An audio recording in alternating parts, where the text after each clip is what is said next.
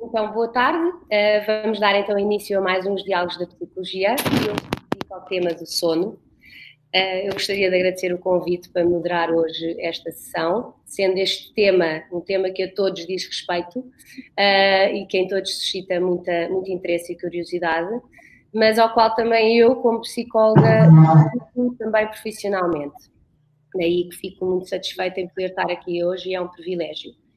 É um privilégio também ter para conversar hoje sobre o sono duas das pessoas de maior relevo e destaque nesta área e ambas reconhecidas também a nível internacional.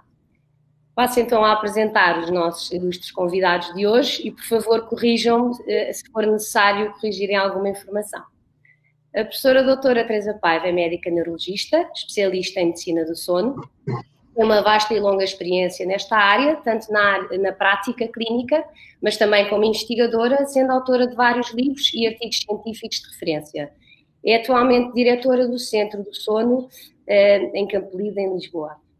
Temos também a honra de ter connosco também o presidente da Associação Portuguesa do Sono, o Dr. Joaquim Moita, que é médico pneumologista, também especialista em medicina do sono. Também tem um elevado contributo a nível clínico e académico nesta área. É ainda coordenador do Centro de Medicina do Sono do Centro Hospitalar de Coimbra.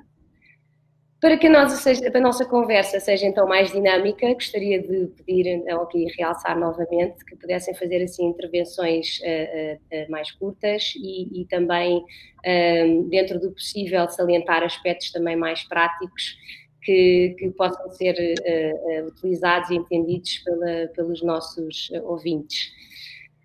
O sono é um dos mecanismos mais primitivos e é essencial à sobrevivência e é comum a todas as espécies. Eu queria começar por pedir a vossa opinião e assim uma reflexão sobre esta questão muito específica da nossa espécie, que é, sendo este um mecanismo cujas funções, sabemos que há várias funções desempenhadas pelo cérebro e pelo nosso metabolismo enquanto dormimos, estas funções, sendo vitais e essenciais, e têm sido preservadas e reforçadas também ao longo da nossa evolução, porque é que somos nós a única espécie que faz deliberadamente um esforço por não dormir? E porque é que nós lutamos tanto contra o sono? Queria, se for possível, começar pela doutora Teresa Paiva, para fazer então esta reflexão. É uma pergunta difícil. Eu acho que é por sermos exatamente humanos. Nós, como somos humanos, achamos que somos, digamos, os príncipes, os reis da criação e achamos que não existem seres iguais a nós e achamos também que temos direitos especiais e que conseguimos fazer tudo, conseguimos descobrir tudo e como temos tido uma evolução científica, tecnológica, filosófica e artística, enfim, em todas as áreas, muito, muito promissora, nós achamos que somos capazes de dominar o mundo e por isso podemos dominar o nosso corpo. Essa é com certeza uma das razões. Quer dizer, fizemos isso ao planeta Terra, quer dizer, escavacámos muitos dos equilíbrios que existiam no planeta Terra e fazemos isso a nós próprios, salvo seja, eu não faço, mas efetivamente fazemos isso a nós próprios e o resultado é um resultado muito parecido com as catástrofes que existem atualmente na natureza. Aqui a pessoa fica com outras catástrofes, como por exemplo, com insónias, com depressões, com doenças cardiovasculares, com Alzheimer, com cancro, com N doenças, aumenta de peso, tem imensas inconvenientes de não cuidar do sono e eu, se me pergunta, a minha opinião é por isto. Nós esquecemos que temos um elo íntimo aos outros animais, nós falamos nós e os animais, reparo, o partido da natureza é pessoas, animais e natureza como se não fosse tudo a mesma coisa, não é? Eu acho que isso é um exemplo do problema de cultura. Nós somos a natureza, somos uma parte ínfima dessa natureza e portanto, o esquecer isso e o tentar esquecer que podemos funcionar como robôs é um bocadinho esquisito. No fundo, um bocadinho também a nossa natureza de dominar e de sermos a espécie também dominante, e que no fundo também tentamos, de certa forma, nesse domínio, acabamos também de fazer do melhor e do pior. E este exatamente, fazemos do melhor e do pior sempre. Exato. E o Dr. Joaquim Moita tem, o que é que acha sobre este tema? Eu acho que o sono dos seres vivos representa uma adaptação da vida ao universo, nomeadamente ao universo visível. Há 4 milhões, 5 milhões de anos que existe o planeta Terra. Ele roda à volta de si próprio e à volta do Sol, com períodos de luminosidade, o dia, e períodos de obscuridade, a noite. E é nesse sentido que toda a nossa vida, e não só, também a de todos os seres vivos, se consegue realizar dentro desta premissa. É evidente que o sono também contribuiu para a evolução do próprio homem. Sabemos disso, estudando a antropologia do homem erectus e do homem sapiens. O sono tem um papel muito importante para o aparecimento, para o desenvolvimento do homem. Não é? O sono, com estas características, 8 horas, os chimpanzés, primeiramente, ou o homem erectus, mais concretamente, dormiam em cima das árvores. O aparecimento do fogo foi importante para que passássemos a dormir na terra e com isso termos um sono mais curto. Mais tarde, o aparecimento do sono REM foi também mais tarde, não. Isto é uma questão fundamental, porque em sono REM não temos atonia, temos as árvores. Isto ainda se verifica hoje com outras espécies. Portanto, o sono fundamental está cá há demasiado tempo para não ser importante. Se não fosse uma necessidade vital, teria seguramente ao longo de 4.500 anos que o homem tem, já teria desaparecido, ou teria diminuído, ou teria se transformado em outra coisa qualquer. Não. Continua a existir como nos primórdios da vida. Temos que aproveitar. E, no fundo, a nossa também capacidade em conseguir, por vezes, ter que lutar contra o sono, ou ter que, no fundo, ter o sistema da vigília, digamos assim, a invadir o sistema do sono, também foi fundamental para a nossa evolução. Poderás também estar um bocadinho nessa origem desta luta contra o sono, que às vezes acaba por pôr o nosso cérebro aqui um bocadinho em conflito sobre o ir dormir ou a necessidade de ficar acordado. Pronto, nós temos então... Está ligado ao trabalho, está ligado ao lazer, a escuridão está ligada, na maior parte do tempo, ao sono. E isto tem a ver com a rotação, tem a ver com o planeta solar, tem a ver com o universo. O sono é uma adaptação da vida ao universo. É assim que eu poderia, de uma forma simples, definir a importância do sono. Muito bem.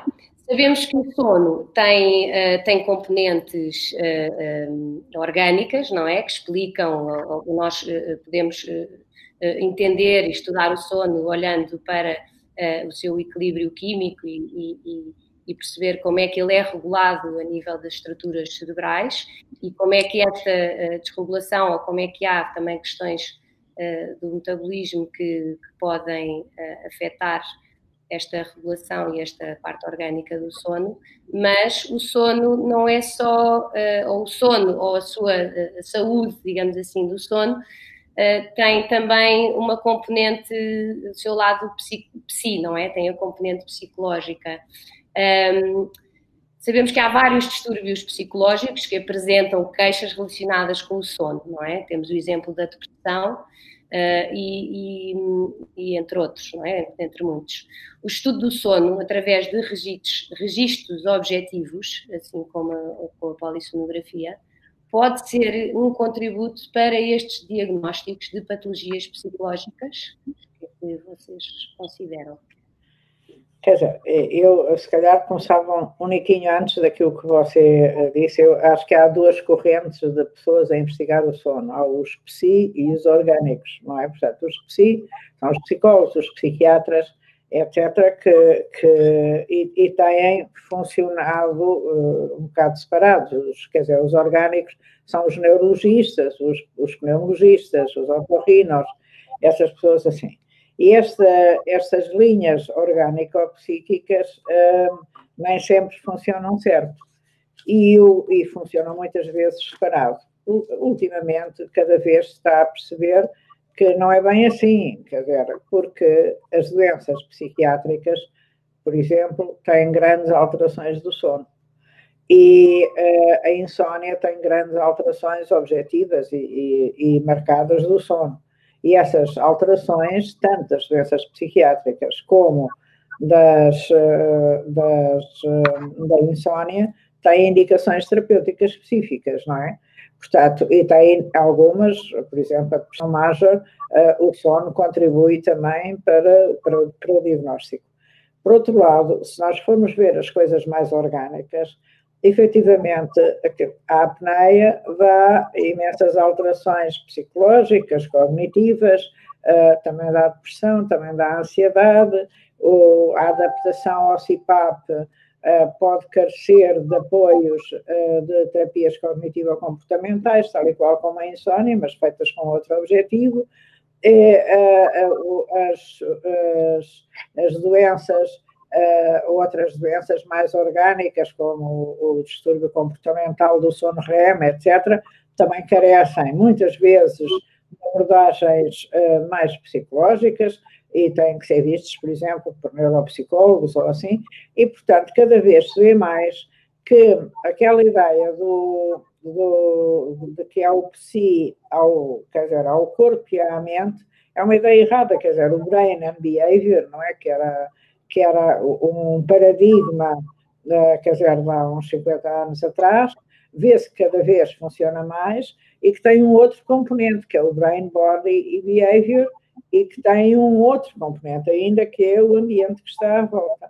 Portanto, nós somos, para estudarmos o sono, cada vez precisamos mais desta multidisciplinariedade e não há ninguém que se possa gabar de ser capaz de fazer tudo sozinho, como se fosse um faz-tudo, não é? Portanto, nós não somos, efetivamente, quer dizer, uma pessoa muito diferenciada, e você sabe perfeitamente que eu peço muitas vezes ajuda aos psicólogos, aos neuropsicólogos e aos psiquiatras, e aos pneumologistas e aos otorrinos, etc., porque cada vez mais se percebe que as coisas são muito complexas e que são precisas outras componentes. A nutrição, o exercício físico, etc., são essenciais ao sono e não se pode ver um doente de sono, e isso é muito importante dizer aqui,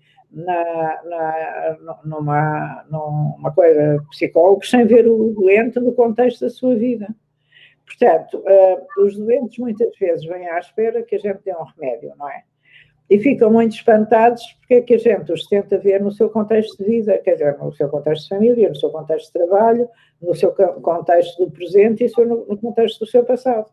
E se nós não conseguirmos fazer isto a um doente, estamos a olhar para uma fatia dele, mas não estamos a olhar para o doente no seu todo. E no fundo, a sua pergunta, que é muito pertinente, efetivamente, a parte psi é fundamental no sono, por todos os sintomas psicológicos e por todos os sintomas mentais que as doenças têm, e todas têm, mas está intimamente ligado às questões que classicamente eram tidas como orgânicas.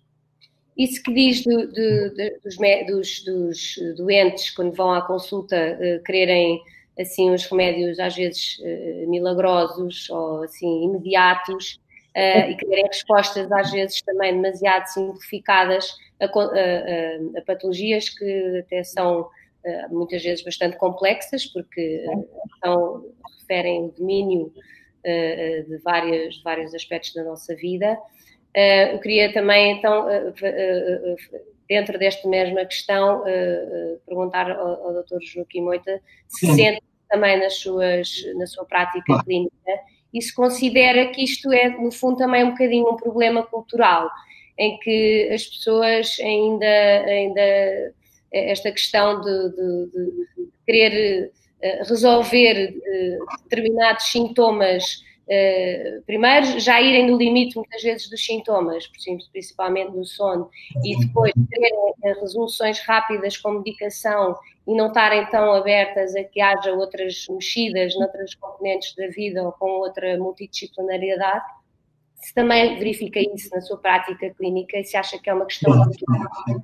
Eu estou inteiramente de acordo com também de idades e de setores também de faixas etárias.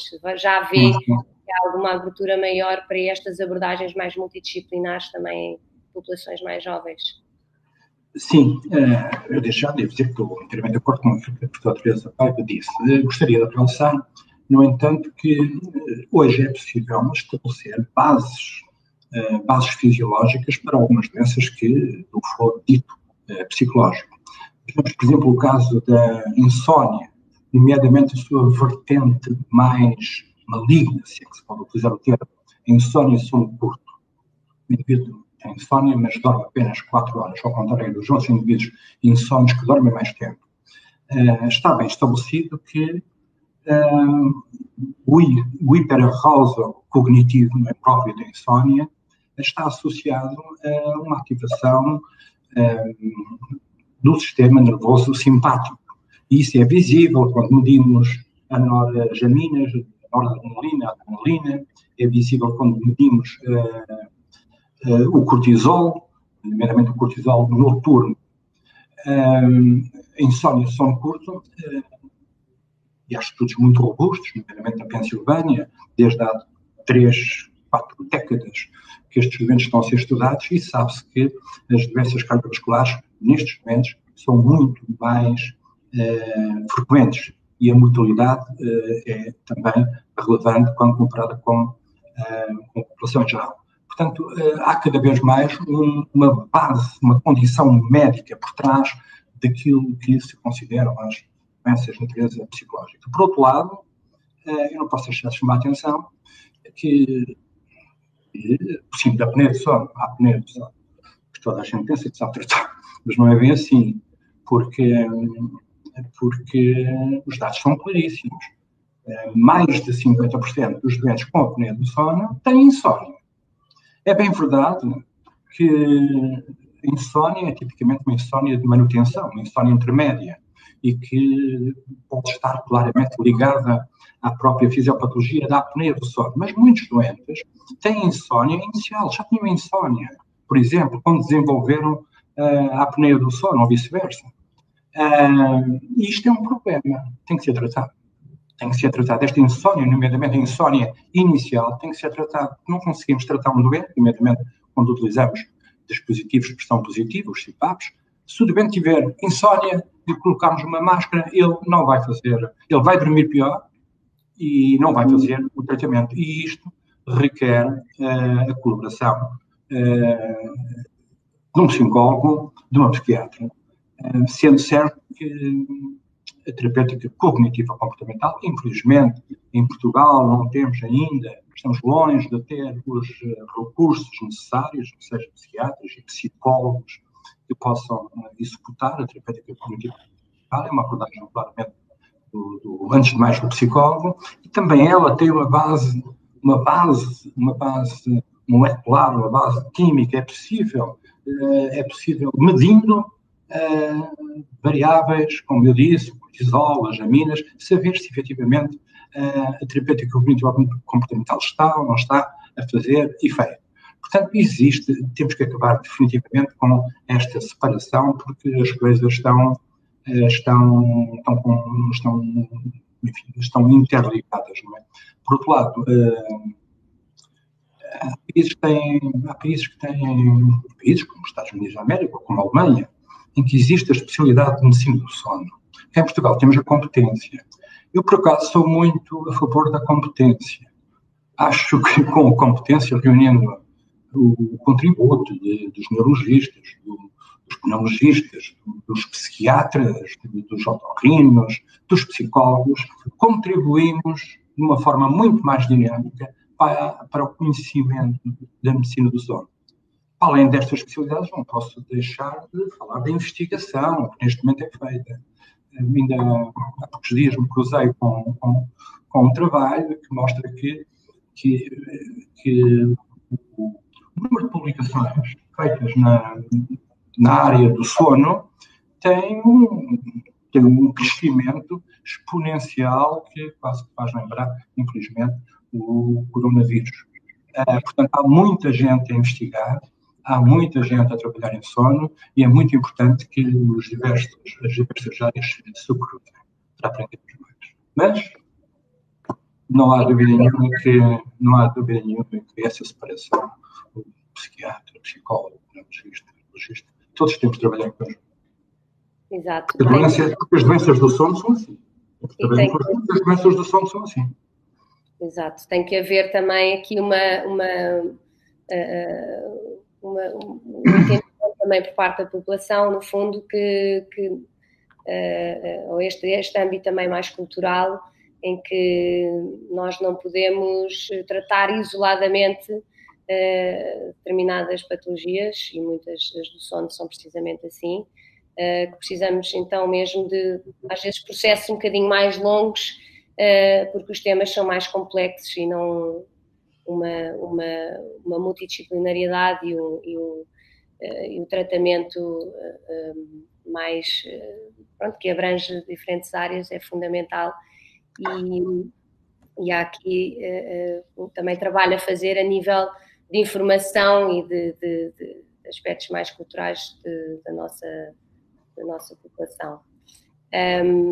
Agora, focando aqui assim na questão, aqui agora virando para a atualidade e para aquilo que nós estamos agora a viver, não é? Nós, curiosamente, faz hoje precisamente 3 semanas que foi celebrado o Dia Mundial do Sono, que foi passado assim um bocadinho despercebido, infelizmente, pelas piores razões, porque foi também, e foi no dia 13 de março, que foi numa sexta-feira, foi também nessa semana, essa semana coincidiu com a semana em que nós tivemos o primeiro caso da Covid-19 em Portugal e também a semana em que foi oficialmente declarada a pandemia. Daí que tenha passado assim um bocadinho despercebido. Desde essa particular semana, também principalmente não só os portugueses, por termos tido o primeiro caso, mas também a nível global, porque foi declarada a pandemia, as nossas vidas sofreram muitas alterações, não é? Alterações dramáticas no nosso dia-a-dia, a vários níveis, devido ao isolamento e ao distanciamento social e este confinamento a que todos devemos estar a cumprir. Das 24 horas que temos do dia, digamos que agora passamos dentro das nossas 4 paredes, essencialmente, ou assim devíamos, a maioria de nós, 1/3 deste tempo deve ser dedicado a esta nossa função essencial, não é? Que é dormir. Mas será isso uma tarefa assim tão simples, dadas as circunstâncias? Devemos ou não, nesta altura, mais do que nunca, ser disciplinados com os nossos hábitos de sono e de vigília? Gostaria de ouvir a professora Teresa Paiva, por favor. Quer dizer, nesta fase as pessoas estão perturbadas, não é? E portanto, essas perturbações psicológicas, por um lado, o medo da doença, por outro lado, o estarem enclausurados em casa e com relações, quer dizer, distanciadas. Quer dizer, a imprevisibilidade de tudo, quer dizer, ninguém consegue prever o que é que vai acontecer e muitas notícias são claramente negativas. Portanto, isso tudo vai perturbar o sono. Mas vai perturbar o sono e vai gerar alguns comportamentos diferentes. Mas, efetivamente, em todos os momentos maus da vida e em todas as coisas, há uma diferença entre quem passa bem e quem passa mal. E quem passa bem usa os momentos maus da vida para tirar daí coisas boas. E quem passa mal, geralmente, lastima-se das coisas que acontecem. São duas perspectivas completamente diferentes. Em relação à pergunta simples que você perguntou, das dúvidas, das regras que nós devemos ter, é evidente que devemos ter muito mais cuidado. Porque um dos perigos atualmente é que, como não temos horários, como estamos sem fazer nada, como não temos que nos levantar de manhã, vamos para a cama mais tarde e vamos depois levantar mais tarde, e isso vai fazer, digamos, um shift, um desvio progressivo na hora de deitar, e as pessoas tendem a deitar-se mais tarde. Mas, efetivamente, nesta altura, nós temos que ter imensos cuidados com o sono, com o nosso cotidiano, com a nossa parte psicológica e com a nossa atividade física e com a nossa nutrição. Portanto, são coisas que são, digamos, nucleares e às quais temos que dar muita atenção.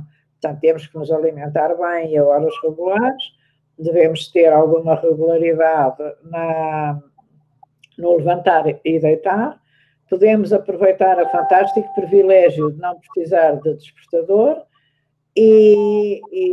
mas não podemos ficar a noite fora nas redes sociais, ou no computador, ou no jogos, ou seja, no que for. Portanto, temos que ter claros cuidados. E isso é, digamos, a coisa a ter neste momento, é pensar, eu acho que nós temos que pensar como é que nos vamos divertir, como é que vamos usar a nossa cabeça. Divertir quer dizer ter gozo nas coisas, ter prazer nas coisas. E como é que vamos, efetivamente, fazer coisas em nosso benefício. O que é que nós podemos fazer agora que não podíamos fazer quando estávamos a trabalhar e que nos seja benéfico. E esse é, digamos, o grande ensinamento que temos que ter. E vamos ter um período longo, a seguir vamos ter, se calhar, uma crise económica quando isto passar, que vai ser também chata, e, portanto, é melhor preparar-nos para uma corrida, uma grande maratona de chateações. E como temos uma grande maratona de chateações, eu que sou claramente otimista e acho que, efetivamente, temos que pensar como é que vamos tornar essas chateações coisas que nos sejam benéficas. O doutor Joaquim Moita, em relação a esta questão de nós sermos mais disciplinados com os nossos hábitos do sono e da vigília, e esta questão importante sobre a forma como nós agora temos que nos adaptar a esta realidade, temos populações e temos realidades muito diferentes dentro de cada casa e dentro de cada circunstância. Qual é, assim, se tivesse que fazer assim uma apreciação ou dar assim algum conselho em relação às pessoas que, por exemplo, estão sozinhas nas suas casas, e em relação às pessoas que estão acompanhadas ou que têm famílias e têm filhos, que no fundo há aqui uma diferenciação grande na forma como estas pessoas viviam a sua vida antes e vivem agora, e também me refiro, muitas vezes, posso estar a referir também aos idosos, não é? Que neste momento estão nas suas casas e que já teriam naturalmente, por vezes, alguma dificuldade em manter os hábitos e as rotinas do sono mais adequadas. E qual é que é então aqui as grandes as mudanças que podem estar a acontecer, ou em que pontos é que tem que ter mais cuidado pronto, para que esta alteração e estas mudanças no sono e na vigília não estraga, pronto, não seja depois, em vez de ser parte da solução, ser parte do problema. Aqui dois aspectos, não é? Como é que se pode viver uma família, como é que uma família pode viver em confinamento? Eu confesso que não lhe sei responder. Não sei responder, não tenho aptidões para lhe responder. Sei que é um problema muito complexo. Sei, por outro lado, que também, depois a questão dos idosos, eu acho que está a haver, pessoalmente, acho que está a haver um grande descuido relativamente aos idosos, nomeadamente aqueles que vivem em lares. Foi assim que aconteceu em Itália, foi assim que aconteceu em Espanha. Eu vejo muitas medidas, as pessoas preocupadas com os ventiladores, e felizmente os ventiladores estão a chegar, com a organização hospitalar, felizmente tivemos tempo para que a organização hospitalar se tenha estabelecido, com alertas sucessivos, e as pessoas estão a cumprir com não sair, com não se juntar, não se agrupar. Todas essas medidas, de facto, estão a ser tomadas, mas vejo que há muito pouco relativamente aos lares. Uma amiga minha, a professora Cláudia Cavadas, vice-reitora da Universidade de Coimbra, dizia para há dias porque é que nós não seguimos o exemplo de Macau. Em Macau, onde uma das chaves do sucesso com que se controlou a pandemia foi o facto de as pessoas que estavam em quarentena ou as pessoas que estavam com sintomas ligeiros, mas com Covid, foram instalados em hotéis. Os hotéis, há muitos hotéis, naturalmente, e eu não percebo porque é que medidas desse género não são feitas em Portugal. Porque não é fácil dizer o quê? Teve um contacto, tem que entrar em quarentena. Em quarentena, num apartamento num TT, onde está o casal, muitas vezes 2 filhos, e ainda o pai ou o sogro, uma pessoa mais idosa. Isto é muito complicado. Como é que se faz a quarentena? Não se faz, não é possível. Isto é meio caminho para que a transmissão se espalhe. Portanto, as casas têm que ser verificadas, e se não tiver condições, temos que recorrer a soluções desse tipo, não é? Eu vejo cenas lamentáveis, não é? Bem intencionadas, porventura, mas de camas, camaradas, macas em pavilhões gimnodesportivos para pôr os idosos dos lares. Acho isso lastimável. Utilizar a hotelaria seria uma boa solução, uma vez que por cima os quartos estão fechados, as pessoas estão em casa, os empregados estão em casa. Acho que seria uma boa solução, essa ou outra de outro tipo. Posso-me só dizer uma coisa relativamente aos lares, posso dizer? Sim, é um problema que a gente esquece. É que quando num lar, uma pessoa que ainda por cima paga, e nos lares das misericórdias, as pessoas pagam, muitas delas deram casas para entrar nos lares das misericórdias. Se essas pessoas têm sinais de maus tratos físicos ou de negligência, isso é um crime público. Portanto, não vale a pena estarmos com... Quer dizer, há uma parte inicial que tem que ser tomada como é um crime público. E como crime público tem que ter os devidos procedimentos, porque não podemos aceitar que batam em pessoas idosas, que as maltratem, que não as limpem, que não as tratem. Efetivamente, o nosso governo, desculpe de interromper, mas eu acho que isto é um problema que nós estamos sempre com paninhos quentes e não há paninhos quentes. A violência é um crime público e a violência sobre os idosos, que existe, que tem uma percentagem mundial de cerca de 17%, é uma violência que está legislada em termos internacionais. E é um crime público fazer isto e, portanto, essas pessoas, essas instituições, têm que ter a responsabilidade criminal dos atos que fizeram. E a gente tem que se lembrar que todos nós ouvimos que os idosos dos lares foram os primeiros a não ter visitas, para não serem contaminados. Ora, então, nos lares não perceberam que as pessoas que trabalhavam lá os podiam contaminar. Quer dizer, desculpe, Não eram só as visitas, quer dizer, proibiram-se as visitas para fazer uma certa profilaxia. E eu acho que, nesse aspecto, o Ministério da Saúde fez o que tinha a fazer. De facto, depois houve muitas coisas que não correram, como se sabe bem. Mas acho que às vezes temos que dar os nomes às coisas que o têm, não é? A violência doméstica é um crime público, a violência sobre idosos é um crime público. E tem que ser vista como crime público, não é uma brincadeira assim qualquer. Não se pode estar, as pessoas não podem morrer assim, claro que são velhas, não podem ser mortas e maltratadas, nem batidas, nem espancadas, nem outras coisas assim. E, portanto, essa parte eu sou sempre muito contra todos os comportamentos violentos e este é um comportamento violento aceitável sobre pessoas que não se podem defender, não é? Portanto, é ainda mais violento. Sim. Desculpa, eu interrompi, foi para... Não, fez muito bem, eu acho que estou inteiramente de acordo, e acho que de facto é um aspecto que tem sido descurado. Tem sido descurado, e acho que a mortalidade vai subir e vai subir nos lares. Não há, quer dizer, neste momento, que se sabe o que se sabe, não há razão para que não haja investigações da Procuradoria-Geral da República e do Ministério Público. Estou inteiramente de acordo.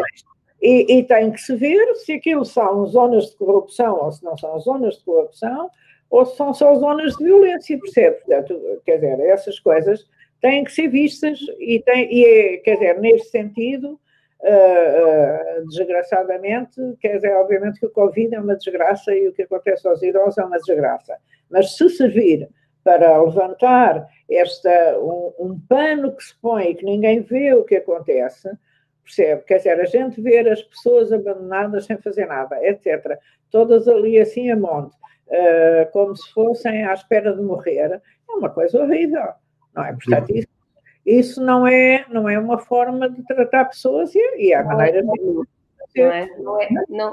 Já não há dignidade, não é? Não há dignidade nenhuma. E há formas de fazer as coisas diferentes. Desculpem eu estar aqui um bocadinho... Não, tem tremenda razão. Mais velha, quer dizer... Para não divergirmos também estas coisas. Para não divergirmos, se calhar, muito aqui do tema pronto, essencialmente, não é, do nosso tema de hoje, do sono, esta questão tanto da violência como dos próprios lares. Pronto, por um lado temos a violência por um lado, mas por outro lado também temos a questão dos lares. São aqui duas questões diferentes que eu queria também saber um bocadinho a vossa opinião.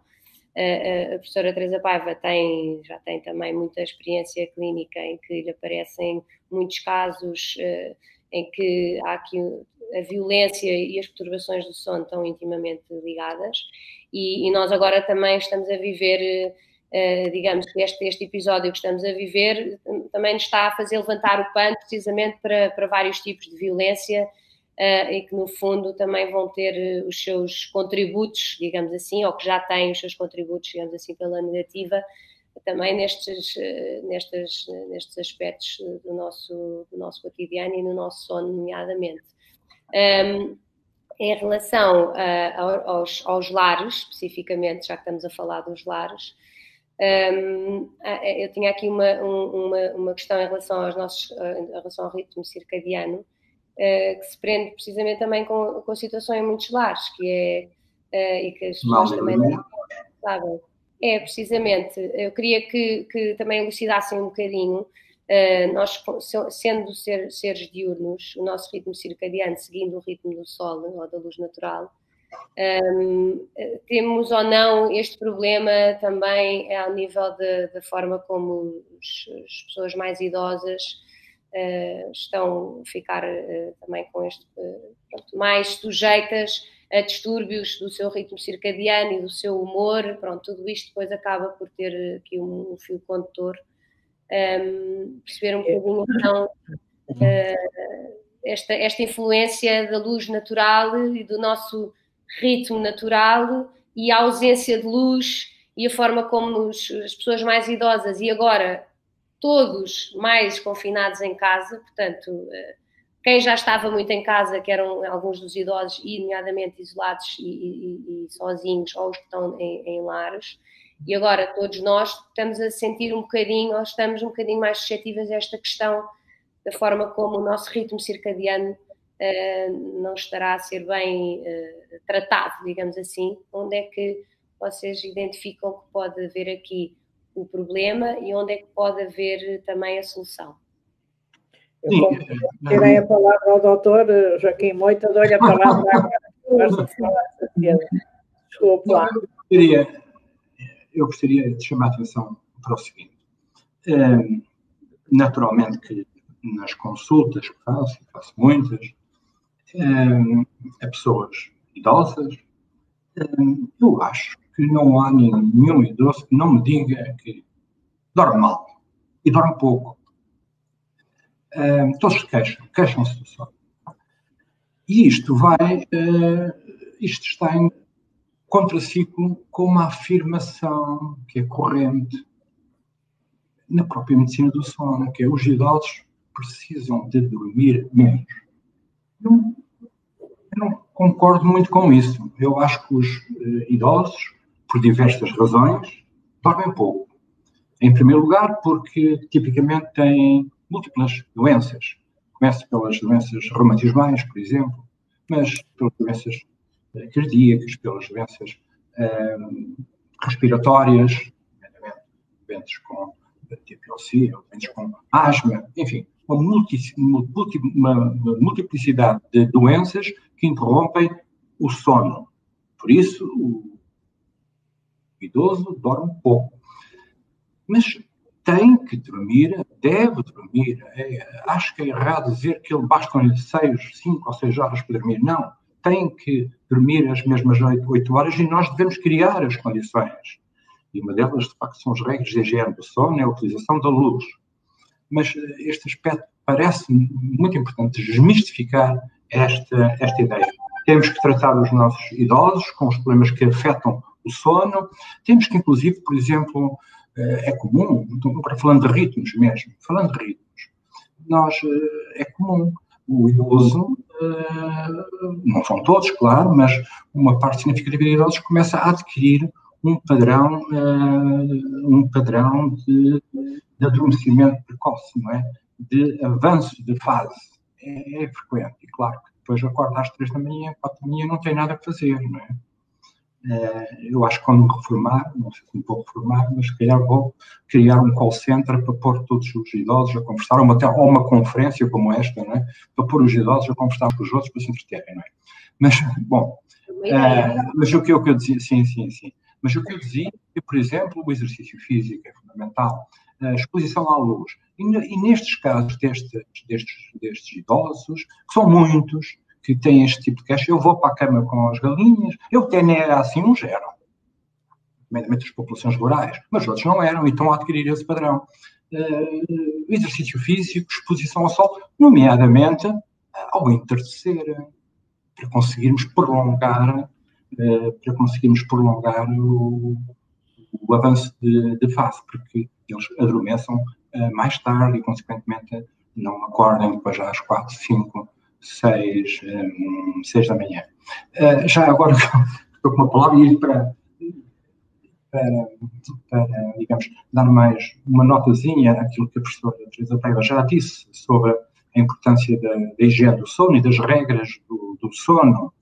Eu estou inteiramente de acordo com ele, mais do que nunca temos que as seguir, mais importante, é fundamental manter a regularidade do sono, mas há muitas pessoas que, efetivamente, que neste momento estão claramente ansiosa, para não falar aqueles que já estão a viver situações de pânico no seu dia-a-dia, não é?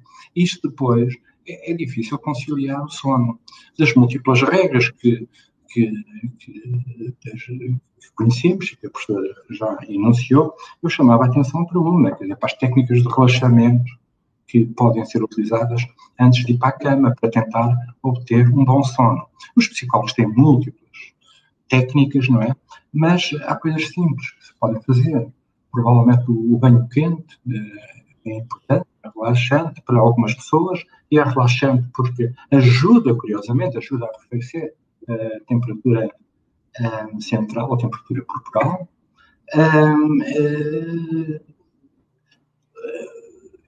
Eu faço uma sugestão, tenho feito uma sugestão, quem me tem perguntado, escrever, pôr os problemas no papel. Por que não criar um diário da pandemia? Todos nós criamos o diário da nossa pandemia. Como é que estamos a viver estes momentos? As nossas preocupações, as nossas angústias, o que estamos a sentir. Pôr isso no papel. Talvez isso ajude a conciliar ajude-nos a conciliar o nosso sono e a adormecermos. Porque senão vamos para a cama com estes pensamentos ruminativos, vamos entrar na espiral que vai provocar a insónia. Em relação àquilo que você perguntou da luz, que é muito importante nos lares, eu devo dizer uma coisa que é verdade. Mesmo pessoas, quer dizer, os lares devem ter luz e estarem iluminados, e as pessoas devem estar junto à janela durante o dia. Se não estiverem no exterior, têm que estar junto à janela. A doutora Ana Santa Clara fez isso na Idanha e diminuiu substancialmente o número dos fármacos que as pessoas tomavam e a qualidade de vida das pessoas. Portanto, isso e há muitos estudos que comprovam isso, e eu devo dizer que, na minha experiência pessoal, mesmo pessoas que estão perto da morte, já que se sabe que vão morrer dentro em pouco tempo, e que têm, digamos, um comportamento difícil, tanto para a família como para eles próprios, e que já estão inconscientes, o pôr a cama perto da janela é extremamente eficaz na resolução, portanto, no voltar a dar a essa pessoa ritmos circadianos. Eu tenho essa experiência concreta e posso transmiti-la, e, portanto, atualmente, nesta fase de pandemia, e mesmo sem ser em fase de pandemia, o pequeno almoço é tomado à janela, com a janela aberta, ou na varanda, se for possível, ou no quintal, ou no jardim. Está a ver? Portanto, recomendações para toda a gente, no fundo. E não custam dinheiro. Abrir a janela não custa dinheiro. E a gente tem sol. Mesmo que o dia esteja cinzento, que essa é nós, quando o dia está cinzento, achamos logo que é uma desgraça, mas mesmo que o dia esteja cinzento, a luz do sol é suficiente para estimular, digamos, a nossa retina e fazer aquilo que tem a fazer. E eu costumo dizer que isso é um antidepressivo gratuito, não custa dinheiro e ficamos todos muito mais bem dispostos. Portanto, o pequeno almoço à janela é muito importante. Não apanhar luz à noite também é muito importante. Portanto, principalmente a luz azul dos telemóveis ou a luz azul dos computadores ou de outras coisas que tenham em casa. Portanto, a luz azul à noite não deve ser coisa, e à noite devemos estar em ambientes com uma luz moderada e relativamente agradável e quente, não com luz frias e com os LEDs, que têm um grande componente de luz azul. Portanto, a luz, como você perguntou, para os lares e para todos nós, é fundamental. Nós temos que estar sempre ao pé da janela, e isso porque somos seres fototrópicos, nós precisamos de luz, de facto, e, portanto, devemos estar ao pé da janela. Mas, se me permite, naquela coisa que você perguntou da violência, posso continuar ou quero fazer outra pergunta? Posso continuar? Pode. Acho que é pertinente, é sempre pertinente este tema da violência, porque, no fundo, há vários tipos de violência, e a verdade é que também estamos, neste momento,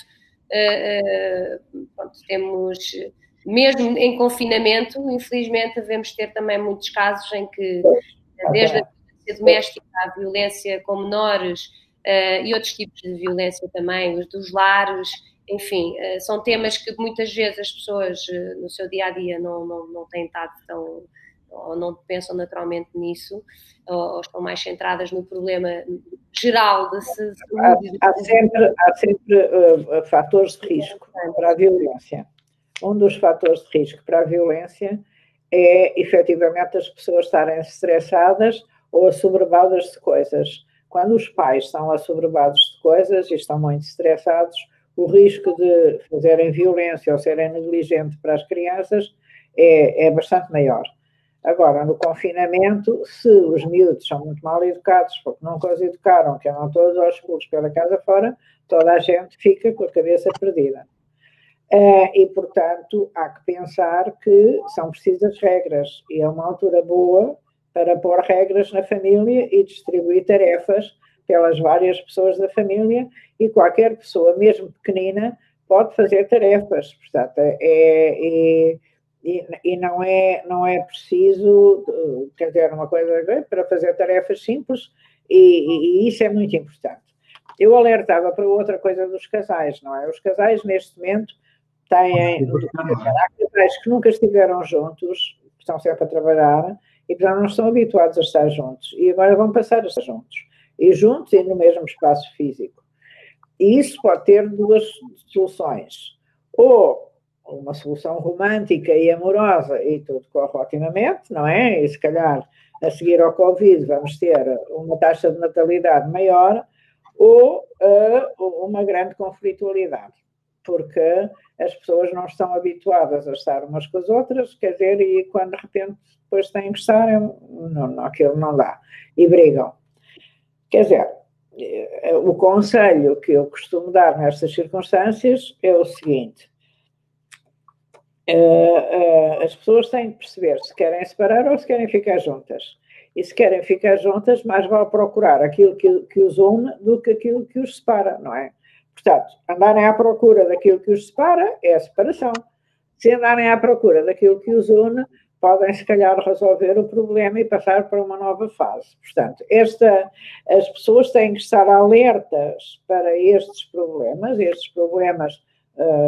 estarem juntos outra vez. Acontece muitas vezes o marido e a mulher na reforma não estavam habituados a estar juntos e agora têm que se aturar o dia todo, e agora estamos numa circunstância muito parecida.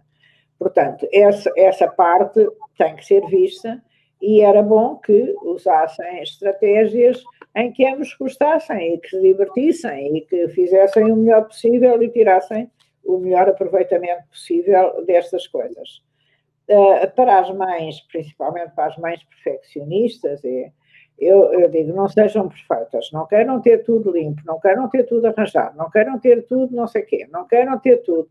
É melhor estarem todos bem do que estar tudo limpo, percebe? Não é bom, é melhor que esteja toda a gente em paz do que estar tudo fantástico, ou que tenha feito não sei quantas coisas e depois esteja exausta para usufruir da presença dos outros, não é? Portanto, isto são pequenas regras válidas para sem Covid ou com Covid, mas que com Covid são bastante mais prementes, porque as pessoas estão fechadas nos sítios limitados e não podem... Quer dizer, portanto, essa parte é com certeza mais importante. E depois, em relação à violência, eu queria a violência física é muito fácil de identificar, há um estalo, há um pontapé, há um não sei o quê, um empurrão, e vai. A violência psicológica é muito mais difícil de identificar. E deve-se dizer que, enquanto a violência física é muito mais exercida por homens, a violência psicológica é quase 50-50, exercida por homens e exercida por mulheres. Há mulheres também que fazem violência psicológica sobre os maridos. E a gente não pode, muitas mulheres principalmente, tendem a dizer, ele tem mau feitio. Ele tem mau feitio não, ele está a ser violento e está a ter comportamentos violentos. Sempre que alguém exerce uma ação de poder sobre outro e esse outro tem menor capacidade de defesa, isso está a ser uma violência. Percebe? E, portanto, não é questão de ser mau feitio, não é questão de ser mais não sei o quê, e é melhor identificar quanto antes para não haver perpetuações e erros piores, porque a violência psicológica é efetivamente muito deletéria a longo prazo. E nós, no fundo, agora também estamos a passar por uma fase em que temos que conseguir gerir melhor as nossas emoções, tendo em conta que estamos a ter que lidar com emoções que são normais e adaptativas para aquilo que estamos a viver, não é? Porque estamos a viver um período de incerteza, de dúvida sobre o que é que se vai passar e sobre toda esta situação. Mas, no fundo, nós temos então que tanto nestas circunstâncias onde já há violência, como aquelas onde não há, mas que também temos que tentar evitar que ela apareça, no fundo isto remete muito para esta gestão das emoções. Se por um lado é fundamental a pessoa também dormir para saber gerir melhor as emoções, as próprias emoções também vão afetar o sono. Nós temos, pronto, tem ou não efetivamente um papel importante na regulação e na gestão das nossas emoções, ou seja, nós termos que preservar o nosso sono e nós termos que estar atentos a possíveis queixas ou patologias que tenhamos em relação ao sono, tem um impacto, e agora nesta fase é realmente mais importante também, porque estamos a sentir medo, estamos a sentir frustração, estamos a sentir solidão, todas estas emoções que estão a surgir agora perante esta incerteza. Por um lado, devem ter o sono para ajudar a regulá-las, sim ou não, é esta a minha pergunta. Por outro lado, não vão elas ser também responsáveis por desregular o sono. E como, então, encontrar aqui este equilíbrio, se é que é possível? Deixa-me o sono é o nosso homeostato emocional, o sono é um homeostato emocional, não é? Portanto, a gente tem que, eu vou falar muito pouco, temos que dormir para ter o equilíbrio das nossas emoções, e sem isso ficamos mais irritáveis e mais violentos. A irritabilidade é um primeiro sinal da falta de sono. E depois, a outra coisa é que é um conselho que eu dou nesta fase, é que nós temos que ter uma certa contenção e uma certa medida na análise das nossas próprias emoções e darmos um próprio desconto. É natural que possamos estar às vezes um bocadinho mais deprimidos, é natural que possamos estar às vezes um bocadinho menos ativos do ponto de vista cognitivo ou intelectual, é natural que não nos apeteça fazer certas coisas, quer dizer, temos que ser um bocadinho bonzinhos para nós gozamos também de ser uns seres perfeitos que vão fazer tudo bem e temos de dar um certo desconto, mas de facto o sono é essencial para regular as emoções, e dou a palavra ao Moita. Sim, totalmente, claro que estou de acordo, não é? Só, acho que foi muito importante os conselhos que deu relativamente à família, porque é um dado adquirido. O número de divórcios na China aumentou e de uma forma muito significativa. Portanto, para os casais é difícil viver o confinamento nos tempos da pandemia. Houve um aumento. Agora, provavelmente houve também um aumento da conflitualidade, não há números, haverá futuramente, com certeza, de conflitualidade dos pais para com os filhos, não é? E outras situações do género. É claro que a ansiedade é inimiga do sono, mas, de facto, a insuficiência de sono, a privação de sono,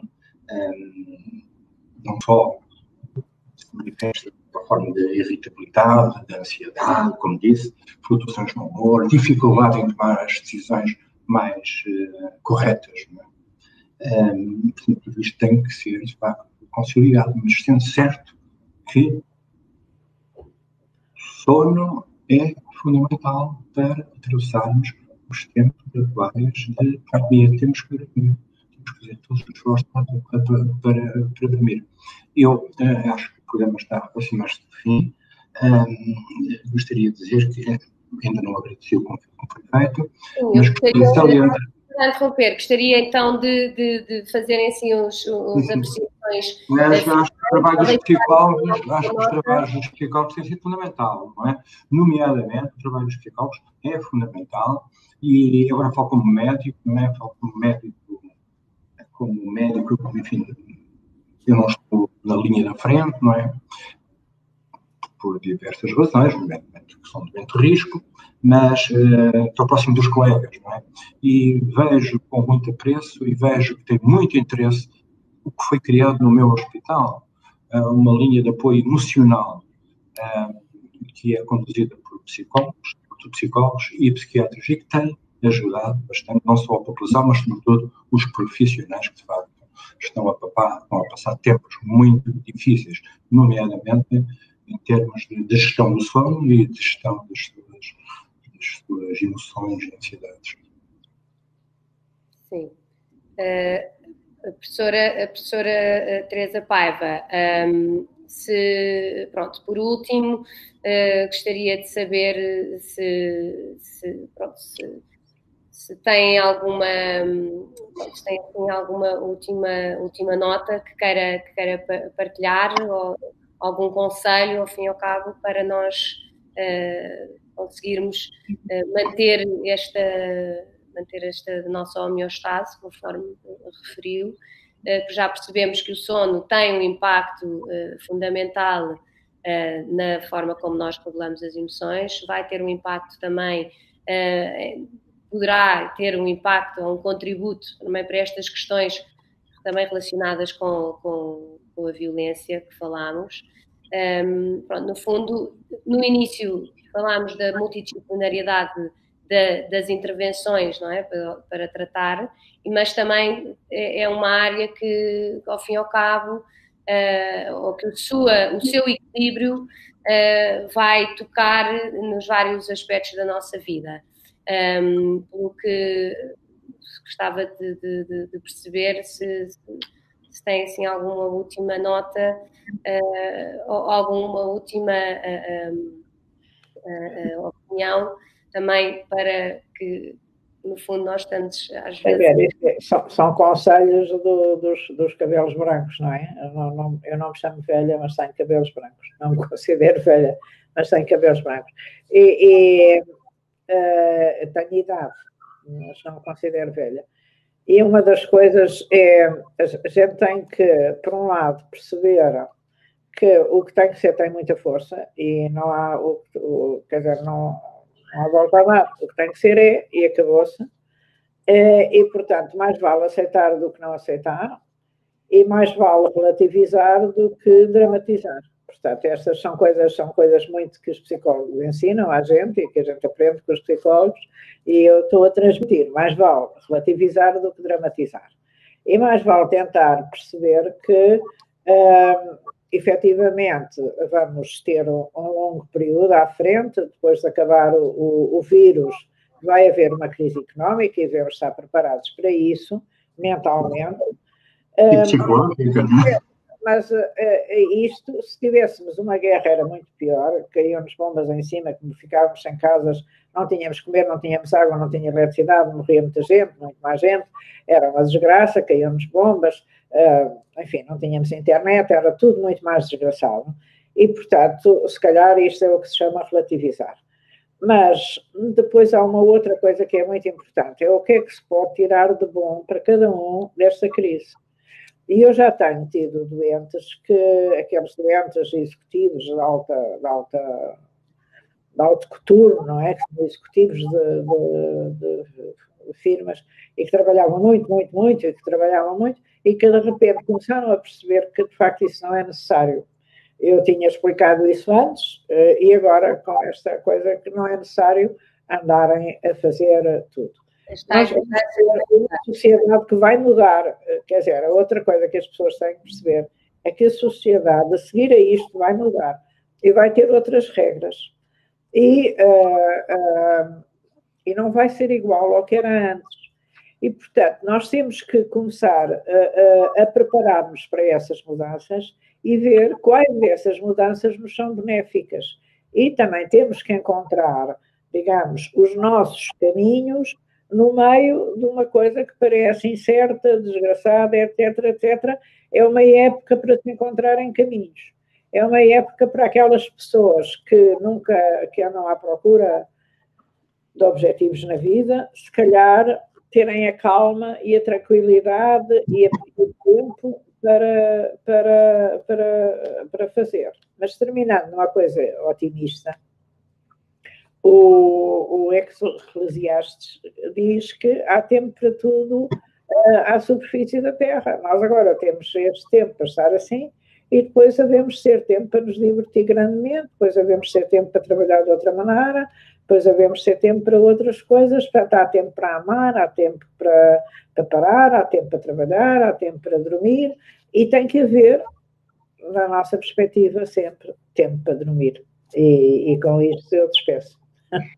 Temos que, sem dúvida, dormir sobre o assunto, não é? E acordar no amanhã com aquela luz e com aquele, pronto, o ponto mais positivo, conseguirmos ser positivos e acordar novamente com boa disposição, digamos assim, não é? Para aquilo que vem para o amanhã.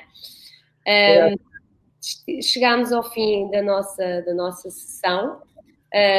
Eu queria agradecer muito os contributos e aqui as vossas partilhas. Foi, novamente, como digo, foi uma honra ter-vos aqui nesta conversa. Espero, então, podermos voltar a falar em breve e boas quarentenas, bons sonos e bons sonhos também. Sonhos para o amanhã. Obrigado. Obrigada. Deus.